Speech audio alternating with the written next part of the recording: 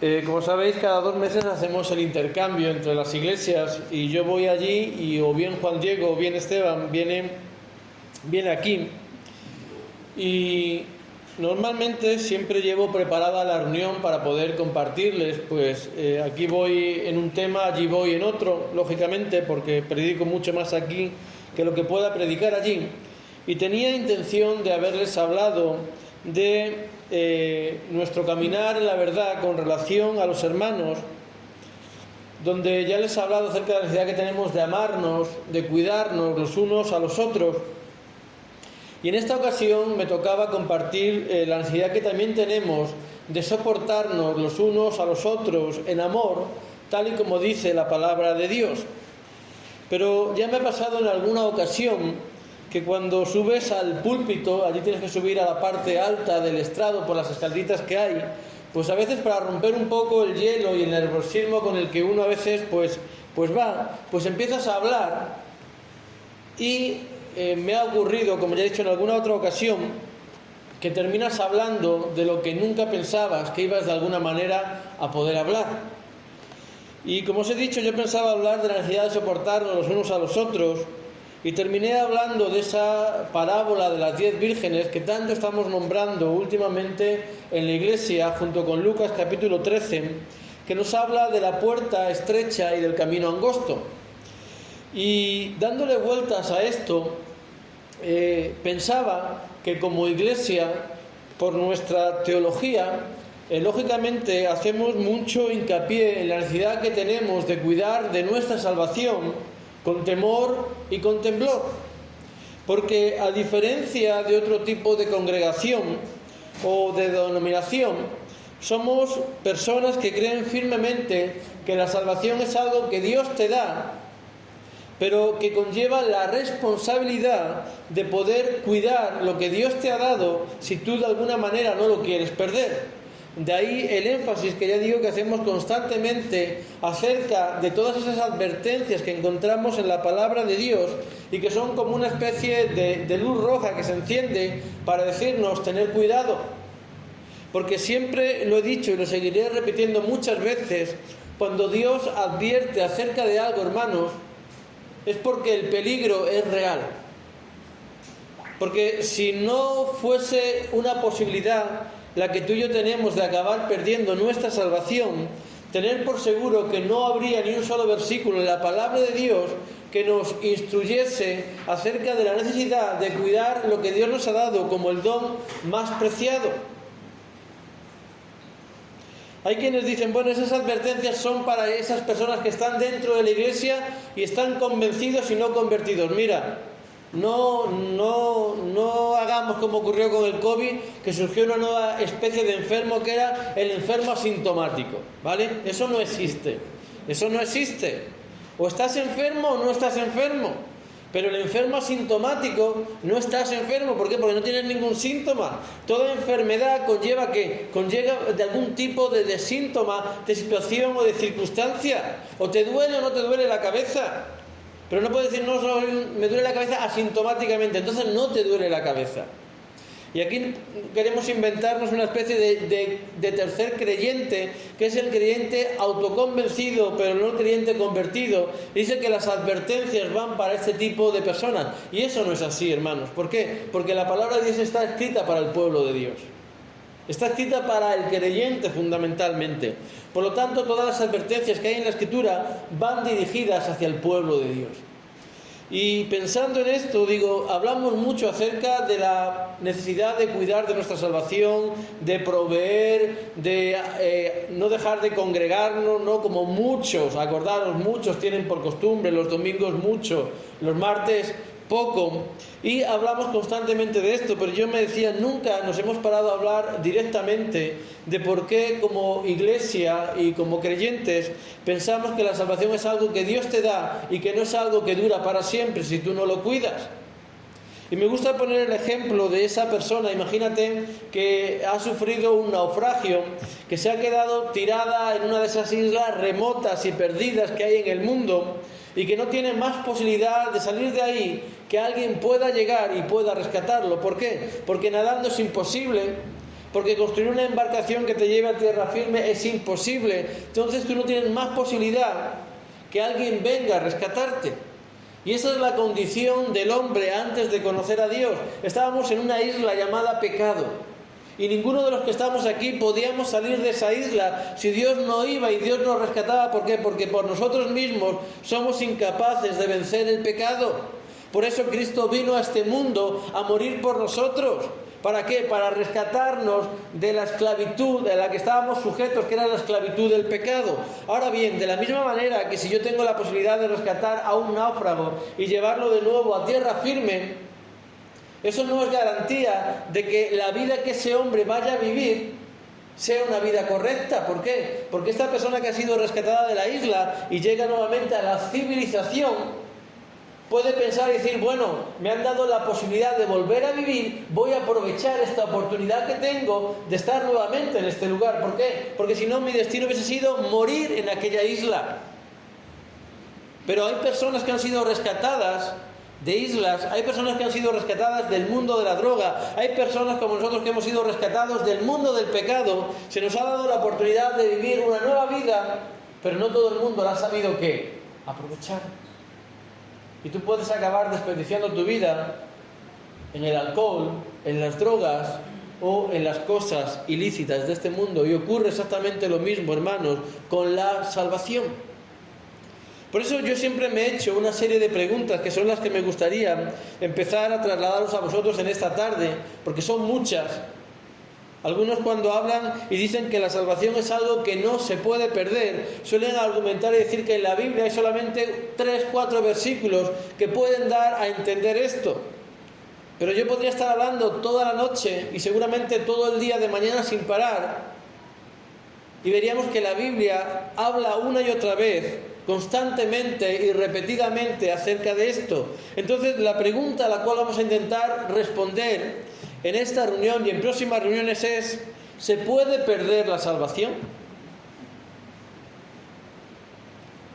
O si lo prefieres, si la salvación no se puede perder, entonces ¿por qué la Biblia habla como habla? Es decir, yo quiero que tengáis estas dos preguntas en vuestra mente. ¿Se puede perder la salvación? Y si la salvación realmente no se pudiese perder, ¿por qué encontramos estos versículos en la palabra de Dios? Y entonces vamos a ir leyendo la Escritura, porque al final es la que nos tiene que traer luz, y es la que nos tiene que guiar, y es la que nos tiene que ayudar, hermanos, ya sea en una posición o en otra, porque somos libres a posicionarnos, porque al final somos responsables delante de Dios de lo que creemos. Y ya sea que creamos una cosa o que creamos la contraria, lo importante es que lo que tú y yo creamos esté fundamentado en la palabra de Dios. ¿Sabéis cuál es el problema de la gente y de la iglesia de este tiempo? Que no está fundamentada en la palabra de Dios, sino que está fundamentada en las palabras de los hombres.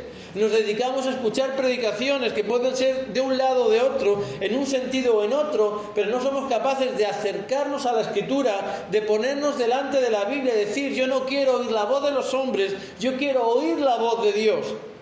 Y quiero ver lo que Dios me está diciendo. ¿Sabéis qué ocurre? Que esa labor conlleva mucho tiempo y conlleva mucho esfuerzo.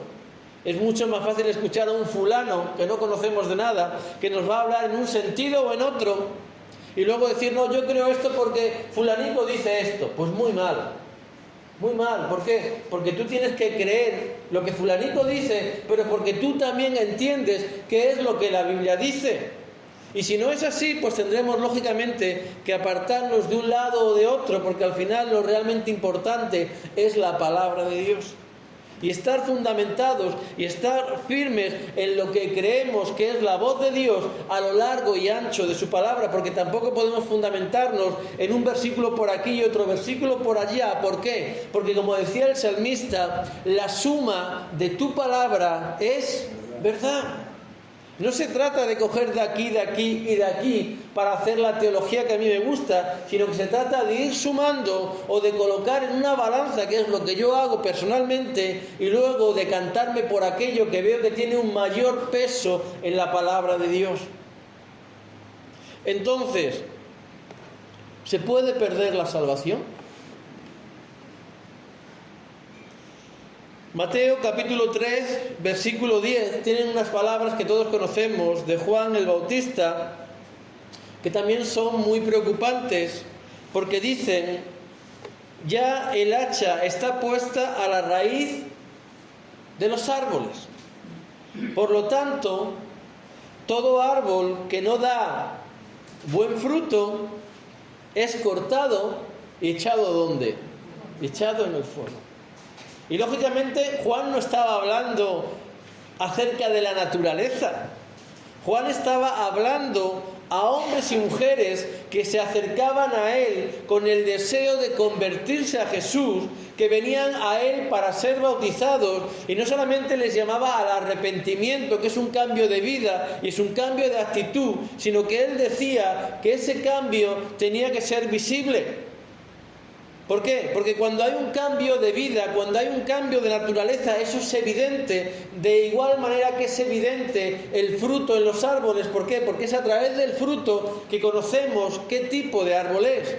Y cuando un árbol en la naturaleza no produce ningún tipo de fruto, ¿por qué? Porque los árboles hay veces que dan fruto, pero hay momentos que por situaciones y por circunstancias, como puede ser una sequía, como puede ser una plaga, impiden que ese árbol dé el fruto necesario, igual que ocurre también en la vida del creyente. Ojalá, como algunos dicen, el fruto fuese algo espontáneo que surge en cada uno de nosotros. Pero no es así. ¿Por qué? Porque la vida del Espíritu, o el fruto del Espíritu, nunca lo olvidéis, tiene que luchar en contraposición de las obras de la carne. Porque como dice Gálatas capítulo 6, hay una confrontación entre la vida espiritual y la vida carnal. Y hay una lucha dentro de cada uno de nosotros. Uno nos lleva hacia la muerte, que es la carne, y el otro nos quiere llevar hacia la vida, que es el Espíritu. Y os he dicho muchas veces, y os lo vuelvo a repetir, que ponerse delante del televisor y verse una película de 3 horas no cuesta nada. ¿Por qué? Porque eso pertenece a la carne. Ponerse delante de la Biblia y estar leyendo la Biblia 3 horas con atención es algo muy costoso. ¿Por qué? Porque eso pertenece a la vida del Espíritu. Y yo es algo que vivo constantemente y día a día. Porque de la misma manera que aprovecho en el trabajo el tiempo para escuchar predicaciones, a veces también aburrido ya de tanta predicación, decido escuchar algún tipo de podcast, de lo que sea. Yo le digo podcast. Vale. ¿Qué ocurre? Que cuando yo tengo que escuchar una predicación, yo me doy cuenta del esfuerzo que tengo que hacer para estar concentrado y poder atender a lo que se me está diciendo. Ahora bien, yo me pongo, imagínate, el partidazo de COPE, que me gusta oírlo cada mañana, para ver cómo va el mundo del deporte en España, y el programa dura 2 horas, y yo no tengo que hacer ningún esfuerzo, ningún tipo de atención, y me entero absolutamente de todo. ¿Por qué? Porque una cosa pertenece al mundo del Espíritu y otra, hermanos, pertenece al mundo de la carne. Una cosa no requiere ningún tipo de esfuerzo porque es la carne, pero todo lo que tiene que ver con el Espíritu requiere de un esfuerzo. Y si nosotros no nos esforzamos, como dice aquí la Escritura, por llevar fruto, por mostrar a través de nuestras obras que somos distintos al mundo, por evidenciar a través de nuestra forma de vivir que hemos pasado de muerte a vida, hermanos, vamos a ser cortados. ¿Por qué? Porque todo árbol que no da buen fruto, si lo prefieres, todo creyente que no da buen fruto, es cortado y echado ¿dónde? Y echado en el fuego. Porque es lo que nos dice no solamente el apóstol Juan en Mateo capítulo 3, sino también cuando llegamos al capítulo 21 de este mismo Evangelio,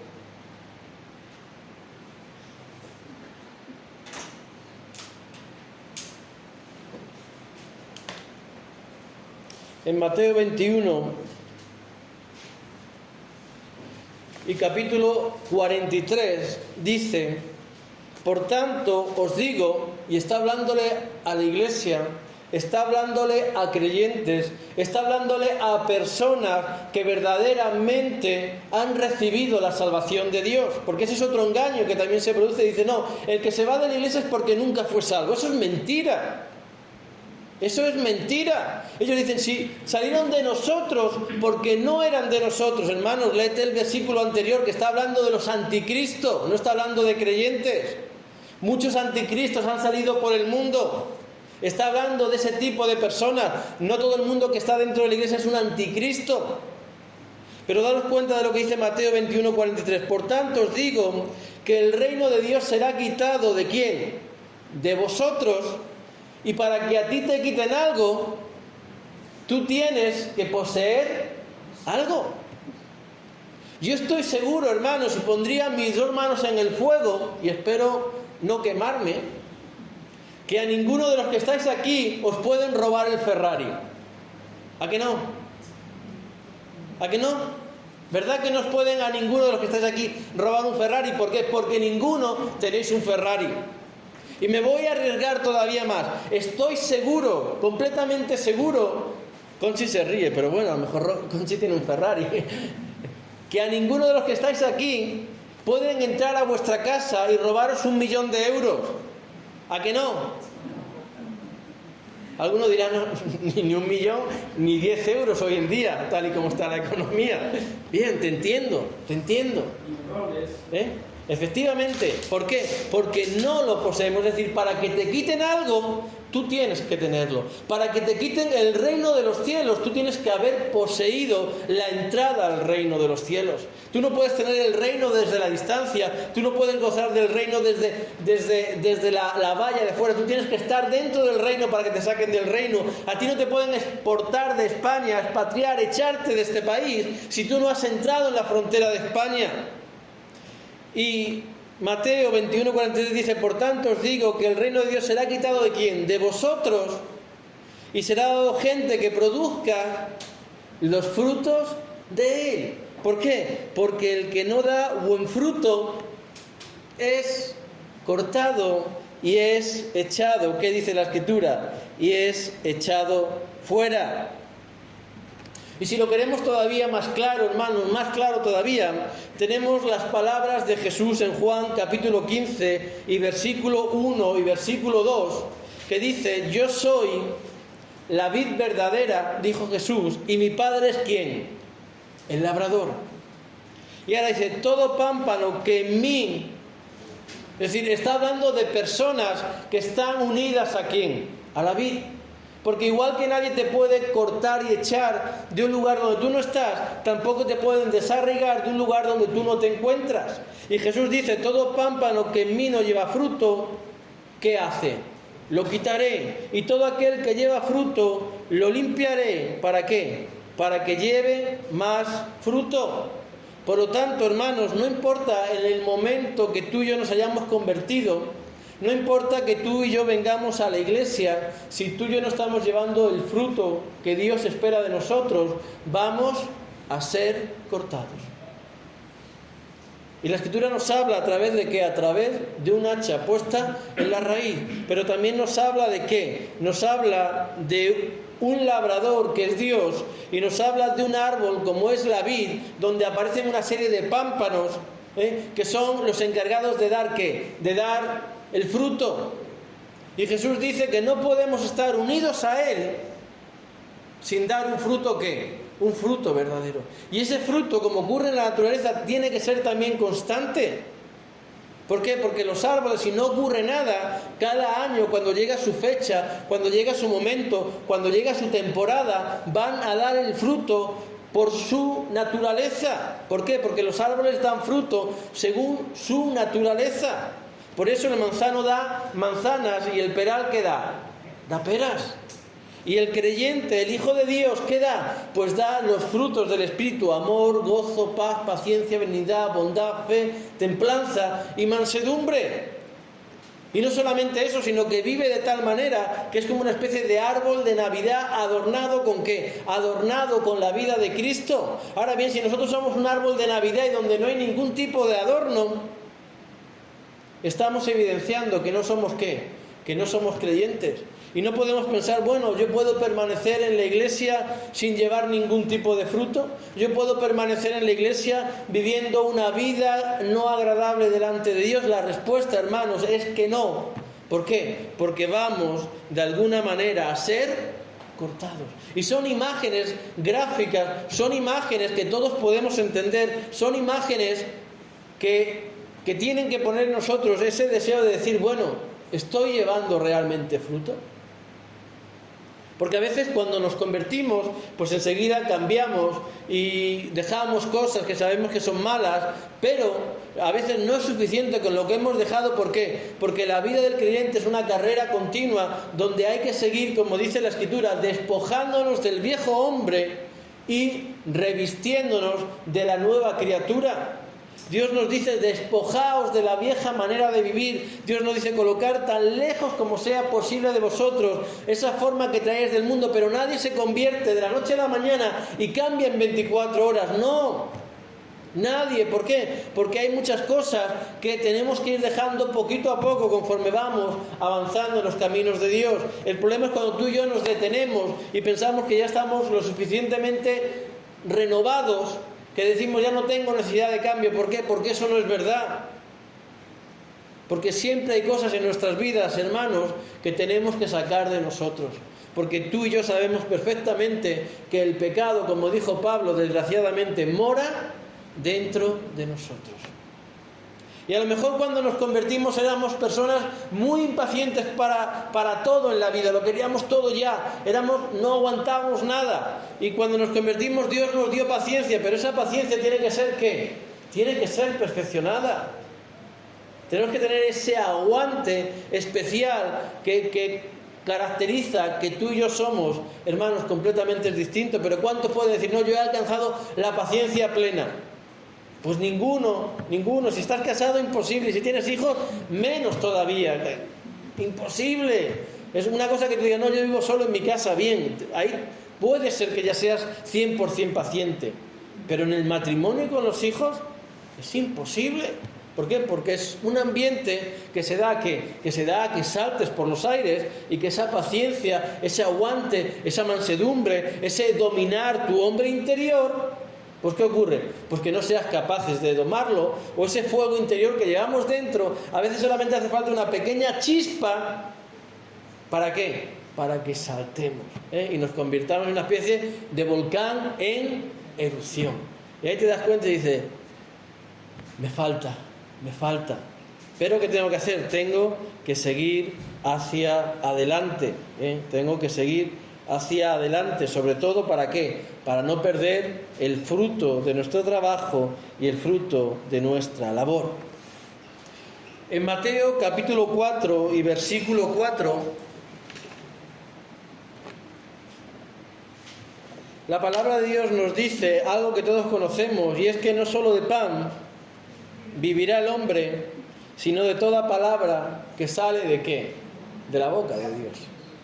No solo de pan vivirá el hombre, sino de toda palabra que sale de la boca de Dios. Mira, hermanos, todos sabemos, porque lo hemos oído montones, cientos de veces en la iglesia, que hay una ecuación muy sencilla. Si yo no como, el resultado es que yo me muero. Vida física. Pues en la vida espiritual ocurre exactamente lo mismo. ¿Por qué? Porque si yo no me alimento espiritualmente, el resultado es ¿qué? Es la muerte. Es la muerte, igual que ocurre en la vida física, ocurre en la vida espiritual. Y Jesús nos dijo que no solo de pan vivirá el hombre. ¿Por qué? Porque junto con nuestro cuerpo y con nuestro alma hay otra parte en nuestro ser que es nuestra parte espiritual, porque somos seres tripartitos: cuerpo, alma y espíritu. Hay una tricotomía en el ser humano, ¿vale? Entonces, si no cuidamos la parte espiritual, tenemos que ser conscientes de que eso es algo vivo que Dios ha depositado dentro de nosotros. Y en el momento en que tú y yo descuidamos, como mucha gente hace dentro de las congregaciones, la vida en el espíritu, ¿qué le ocurre? Pues que se muere. Que se muere. Y os he dicho últimamente que intentar sobrevivir solamente viniendo el domingo por la tarde a la reunión, es muy difícil que tú y yo podamos alcanzar el objetivo de nuestra fe, que es la salvación de nuestras almas, hermanos. Cuando les predicaba este domingo a los hermanos acerca de la parábola de las 10 vírgenes, les decía, daros cuenta, todas eran vírgenes, todas estaban vestidas, todas estaban preparadas para las bodas, todas tenían sus lámparas, todas llevaban aceite, todas cabecearon, todas se durmieron, pero la diferencia entre unas y otras estuvo marcada en el esfuerzo. Por eso os hablaba la última vez de la necesidad de esforzarnos, no solamente de procurar salvarme, porque si estás procurando salvarte, no te vas a salvar, tienes que esforzarte, y es el esfuerzo lo que marca lo que marca la diferencia. Todas fueron a la fiesta, todas querían ir a la fiesta de boda, pero cuando llegó el esposo se notó la diferencia entre el que se había esforzado y la que no se había esforzado. Y hay gente en las iglesias que espiritualmente está como está. Y la mejor imagen para describir eso es esa imagen que nos suelen poner de ese niño en África rodeado de moscas y que parece una radiografía andante porque se le notan todas las costillas y todos los huesos, los tiene pegado ¿a qué? Al cuerpo. Tú ves esa imagen de ese niño desnutrido, de ese niño que puede pesar 15, 20 kilos, no puede pesar más, tiene una barriga hinchada pero solamente de aire, y ves la desnutrición que hay en esa criatura. ¿Por qué? Porque no se alimenta. Porque no tiene el privilegio que tú y yo tenemos de ir a un supermercado y comprar, de ir a una nevera y de comer. No tiene el privilegio de abrir la despensa y decir, a ver qué me meto en el cuerpo. No lo tiene. Y la falta de alimento hace que se vaya deteriorando y acaben como acaban, ¿qué? Muriendo por desnutrición. Y esa misma imagen también se da dentro de la iglesia con personas que no se alimentan espiritualmente. Imagínate lo que sería para ti y para mí vivir con una sola comida a la semana. ¿Tú podrías vivir con una sola comida a la semana? Está muy complicado. Pero hay creyentes que piensan que vengo el domingo y hasta el domingo que viene estoy completamente ¿qué? Alimentado. No estás alimentado, estás desnutrido espiritualmente. Y eso te va a llevar ¿a qué? A la muerte, porque la vida espiritual es una vida que está ahí, y como vida que es, tiene la posibilidad de ¿qué? Tiene la posibilidad de morir, hermanos, si tú y yo no somos capaces de ¿qué? No somos capaces de cuidarla y no somos capaces de alguna manera de seguir alimentándola.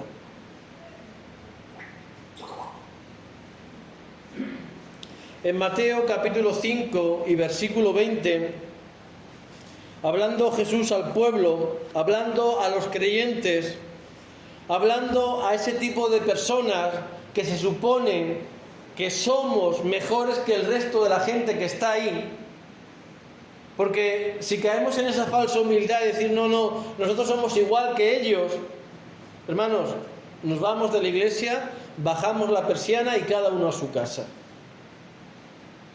¿Vale? Si nosotros somos igual que la gente del mundo, la cosa está muy mal. ¿Por qué? Porque del creyente se espera algo completamente diferente a como es la gente de la calle. ¿Por qué? Porque somos creyentes. Porque somos creyentes. Y si decimos que tenemos a Cristo en nosotros, tenemos que evidenciarlo a través de ¿qué? Lo hemos visto esta tarde, a través del fruto, de que nuestra forma de vivir, de comportarnos y de actuar no tiene nada que ver con la gente que está en la calle. ¿Por qué? Porque somos hijos de Dios, porque pertenecemos a otro reino, aun estando en medio de este mundo. Por eso os digo en alguna ocasión, tenemos que preguntarnos, ¿somos realmente diferentes? Porque lo peor que le está pasando a la iglesia de este tiempo es que es una copia barata de las cosas de este mundo. Los creyentes de hoy en día son una copia del mundo, pero llevada a la iglesia. Es como decir, vamos a crear una droga, pero cristiana. ¿Pero a quién se le ocurre eso? ¿Cómo vamos a crear una droga cristiana? El hecho de que tú a la droga le llames cristiana no hace que la droga sea algo bueno. El hecho de que tú al reggaetón le llames reggaetón cristiano y le pongas una letra cristiana no hace del reggaetón algo bueno. ¿Por qué? Porque el reggaetón no es algo bueno.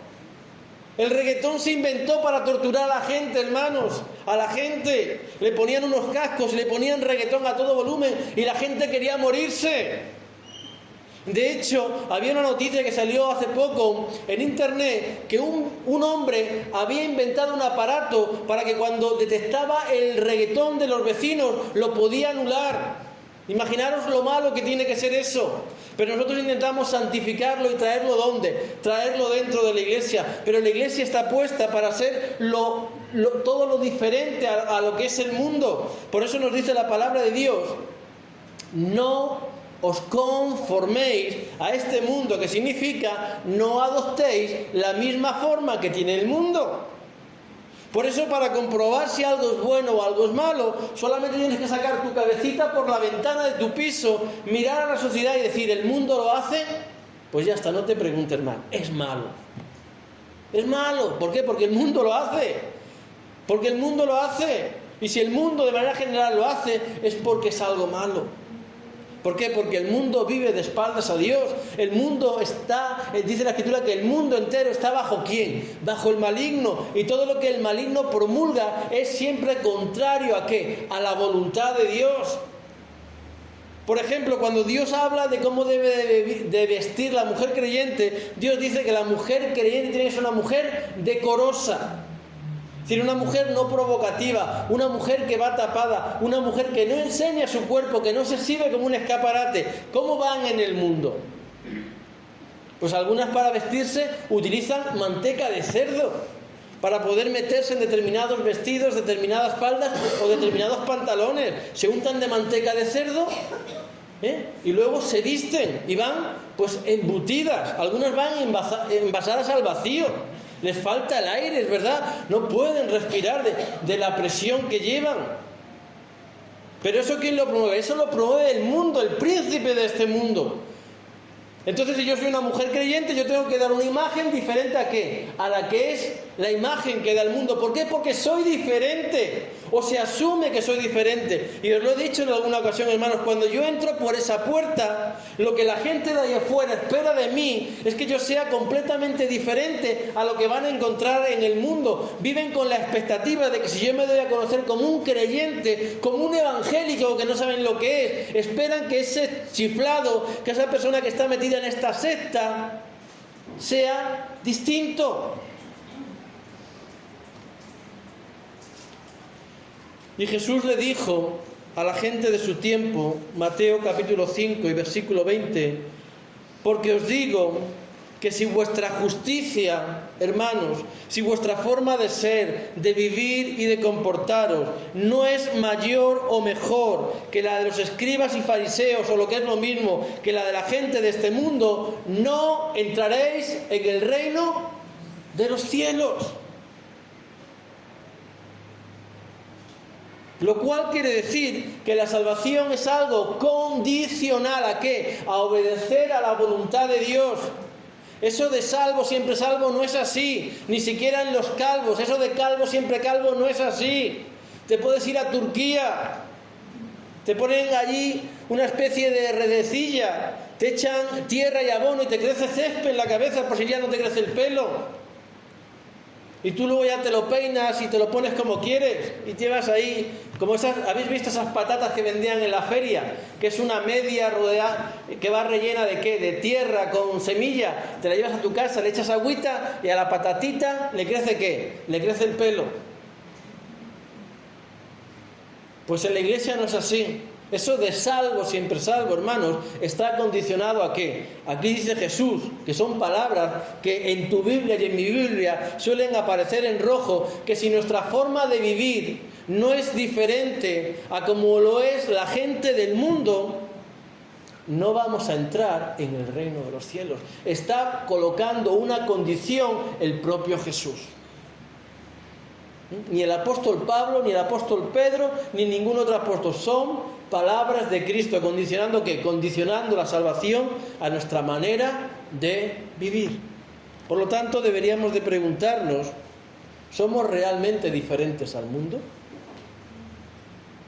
¿Nuestra manera de ser, de comportarnos, de actuar es diferente a como lo hace la gente del mundo? Cuando te hieren en una mejilla, ¿te acuerdas enseguida que tienes que poner la otra mejilla?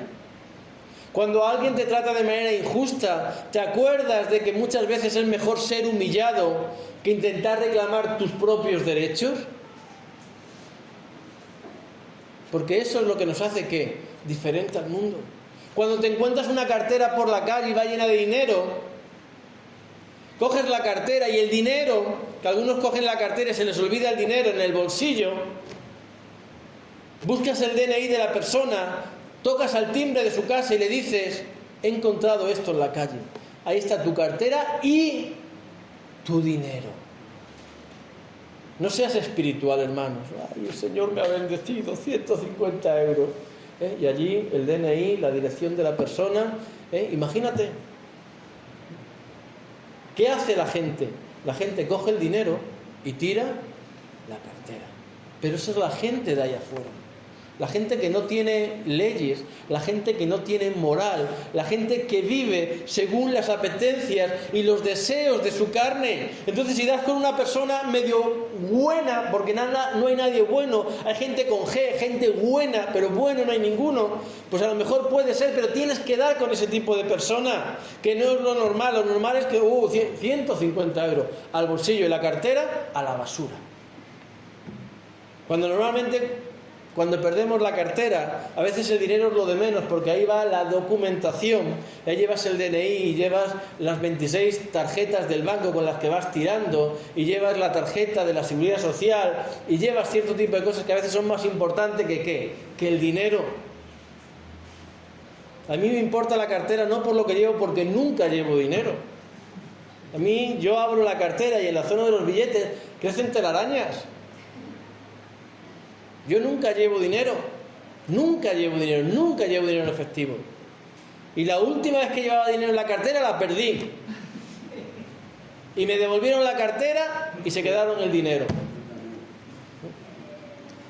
Y la persona dejó una nota que ponía: encontré la cartera, pero yo no vi nada de dinero.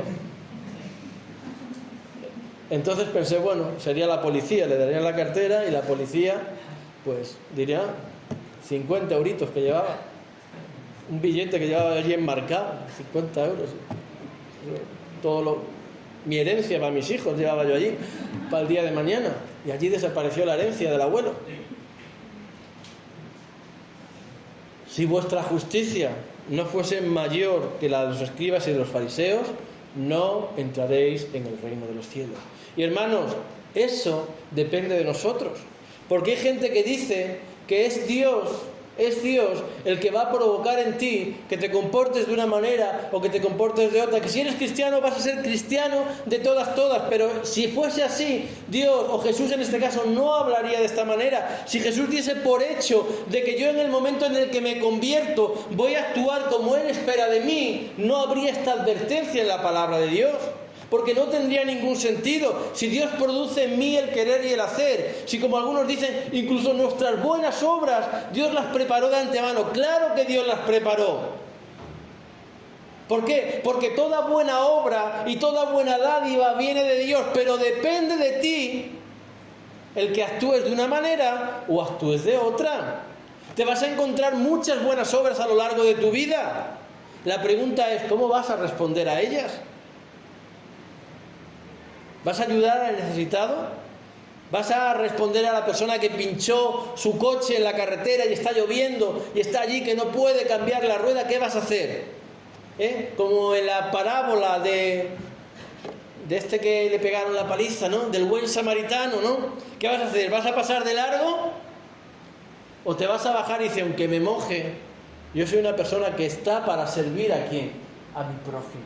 Y mi prójimo es la persona que tiene una necesidad y yo le puedo ayudar. Porque otra cosa es que yo no le puedo ayudar.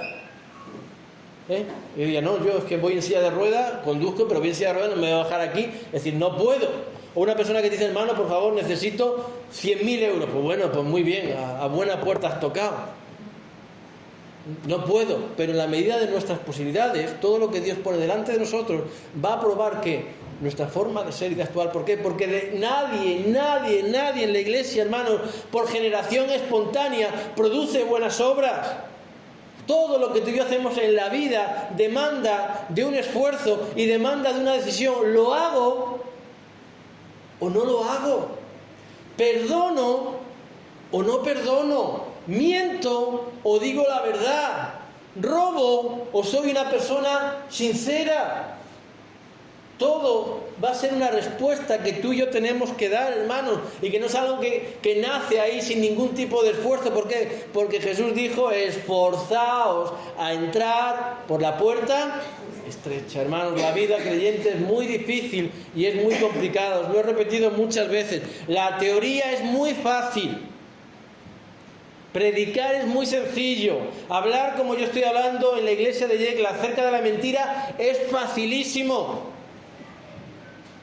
Pero vivir en la verdad es altamente complicado. Nos habló Esteban de Sadrach, Mesach y Abednego. No vamos a adorar a tu estatua, aunque nos cueste la vida. Y alguno habría dicho: bueno, arrodíllate, como que sí, pero es que no. No vamos a adorar ¿a qué? A tu estatua. Venga, pero que cuando pase rápido, No, ya te has arrodillado. Ya te has arrodillado. Y enseguida empezamos a sacar ese tipo de teología. Pero bueno, las parteras de Egipto le mintieron al faraón y Dios las bendijo. Entonces no es tan mala. La mentira es mala, hermanos, aunque Dios la bendiga. El divorcio es malo, aunque Dios te dé la posibilidad de ¿qué? De divorciarte, porque Dios nunca quiso el divorcio. Nunca estuvo en los planes de Dios el divorcio, de la misma manera que nunca estuvo en los planes de Dios la poligamia, aunque Dios la consintió porque por la dureza de nuestro corazón. Pero nunca será algo bueno, algo que agrade plenamente a Dios. Entonces no nos acojamos, porque a veces nos cogemos a un clavo ardiendo, nos intentamos acoger a la excepción, cuando todos sabemos que la vida del creyente tiene que estar basada en la verdad y nunca en ¿qué? En la mentira. Pero sacamos por ahí versiculitos. Y Rajal la ramera le dijo a los guardias de la ciudad que no había nadie, estaban en el tejado de su casa. Y nos cogemos ahí ¿para qué? Para mentir. Pero esa no es la tónica general de la Escritura. Por eso os decía al principio que la suma de tu palabra es verdad. No te cojas a dos versículos, a dos ejemplos que hay y que podríamos, y hablaremos acerca de esto, podríamos ver si en algún momento la mentira es una opción para el creyente. Pero eso no es lo normal. Hablaríamos de que el 99,9% no. Y a lo mejor puede darse un caso donde haya algo que está por encima de las leyes de Dios, que es la vida del ser humano. Y aún así tendremos que valorar si Dios nos quiere en un lado o Dios nos quiere en otro. Pero si nosotros, hermanos, no somos diferentes y no somos distintos al mundo, si no reflejamos una vida completamente distinta, tenemos que entender que cuando lleguemos al cielo, la puerta va a estar cerrada. ¿Por qué? Porque no fuimos diferentes. Porque no marcamos un estilo de vida completamente distinto a como es la gente de este mundo. Si la única diferencia que hay entre el mundo y nosotros es que alguna vez a la semana venimos a un lugar como este, lo mejor que podemos hacer es bajarnos de este barco y vivir la vida, porque el destino va a ser el mundo y encima vamos a perder nuestra vida en este lugar. Vete al mundo, disfruta la vida. Fuma, bebe, drógate, roba un banco, roba un Mercadona, vive la vida. ¿Por qué? Porque el destino va a ser ¿qué? Va a ser el mismo. ¿Por qué? Porque lo que se espera de la gente que entra por esa puerta, que lo que se espera de la gente que acepta a Jesús, es que sea gente diferente. Y la diferencia se nota, hermanos. La diferencia se nota. Cuando das con un creyente genuino y verdadero, que hay muy pocos, tú notas que esa persona tiene algo. Y ahí podríamos hablar, por ejemplo, de Ricardo Husser. Personas que las ves llenas de Dios. Personas que Dios sale por cada poro de su cuerpo. Personas entregadas, comprometidas. Personas que, como Pablo decían, para mí el vivir es ¿qué? Es Cristo, en su trato, en su carácter, en sus formas, en sus maneras. Personas pacientes, personas misericordiosas, amorosas, personas con las que da gusto ¿qué? Tratar. Pero nosotros ¿cómo somos? Cuidado con las chispas, que llevamos un fuego dentro que a la más mínima saltamos y empezamos a rugir, pero no como el león.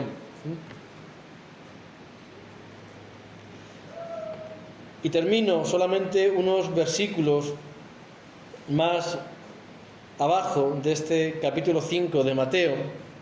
Está el versículo 22, que dice: pero os digo que cualquiera que se enoje contra su hermano, y está hablando de la iglesia y está hablándole a creyentes, hermanos, cualquiera que se enoje contra su hermano será culpable de juicio, y cualquiera que le diga necio a su hermano será culpable ante el concilio, y cualquiera que le diga fatuo, ¿qué dice? Quedará expuesto al infierno de fuego. ¿Hay condenación para los creyentes? Hay condenación. ¿Sujeta a qué? Sujeta a que yo cumpla o no cumpla la voluntad de Dios. Si tú le dices fatuo a tu hermano, que no está en el hecho de decir esta palabra, ¿vale? Tú ahora te puedes volver y decirle al la fatuo y no te vas a condenar. ¿Por qué? Porque no se trata de lo que decimos, se trata de la forma en la que lo decimos. Porque aquí está hablando de una ira que va en progreso, de un pecado que va en aumento. No se trata de las palabras, se trata de la actitud con la que decimos esas palabras. Yo te puedo decir, venga hombre, no seas tonto, y tú no te enfadas. Pero yo te digo, mira que eres tonto. En el tono, en las formas, la misma palabra es diferente. Y es de lo que Dios está hablando aquí. Pero ¿de qué nos habla en una manera general? Nos habla de que si no somos capaces de amarnos los unos a los otros, nos vamos a encontrar con la puerta del cielo cerrada.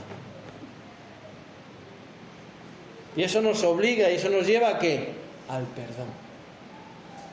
Y eso nos lleva a vivir libres ¿de qué? Libres del rencor y libres del resentimiento. Esa es la tónica general que Dios nos da en su palabra.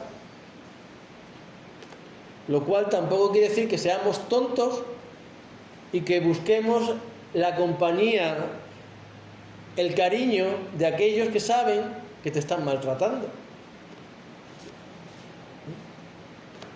Porque no todo el mundo que está en la iglesia es mi hermano o es mi hermana. Porque Jesús dijo: cualquiera que se enoje contra su hermano. Y podríamos preguntarnos, como le preguntaron a Jesús, ¿quién es mi madre y quiénes son mis hermanos? No todo el mundo que está en la iglesia es tu hermano o es tu hermana. Hay que partir de ahí también. No caigamos en el error, no, ya viene aquí, ya es mi hermano, y luego te pone verde por la calle, te hace la vida imposible, te critica, murmura de ti, ¿no? Y encima yo voy a ir a darle un abrazo, que le den morcillas. Que le den morcillas, hermanos. Que Dios me dice en su palabra que cuando alguien no actúa como debe actuar, lo tengo que tener como gentil y publicano. Como si no fueses nada, que es la realidad. ¿Por qué? Porque si tan hermano te dices que eres, no puedes ir hablando mal de mi vida o de la vida del pastor o de la vida de la iglesia de aquí para allá. No. No eres mi hermano ni mi hermana. Porque tu actitud y tu comportamiento dan a entender que vienes a este lugar, pero no eres un hijo de Dios y por lo tanto no somos hermanos. Que a veces caemos en ese buenismo, hay una persona en la iglesia que te hace la vida imposible, que está ahí amargándote, tengo que amarlo. No tienes que amarlo. ¿Por qué? Porque somos también personas que tenemos inteligencia. Y tenemos que alejarnos de la gente que nos hace daño. ¿Por qué? Porque no es tu hermano, porque si fuese tu hermano no te haría daño. Y eso no quiere decir que no nos podamos equivocar y que podamos hacer cosas que nos molesten. Pero suelen ser cosas puntuales, no alguien que te está apuñalando constantemente y tú allí, te amo, te amo, te amo, te amo. No. Porque no es la actitud de un creyente apuñalar a otro. Que nos podamos pegar alguna puñalada que otra, eso es normal, hermanos. Eso forma parte de la vida del torero. Todo torero sabe que va a estar expuesto ¿a qué? A una cornada. Y en la iglesia todos nos vamos a llevar cornada. Pero son cosas normalmente puntuales, no es el diario vivir. Y cuando alguien te da una cornada, una puñalada, pues tienes que poner la mano y tienes que ¿qué? Que perdonarlo. Pero claro, cuando ya no es una, ni dos, ni tres, ya son 40 puñaladas y por la espalda, llegará un momento en que tengamos que poner tierra de por medio. Pero eso también os digo que suele ser la excepción. ¿Por qué? Porque Dios nos llama a amarnos los unos a los otros si queremos entrar en el reino de los cielos.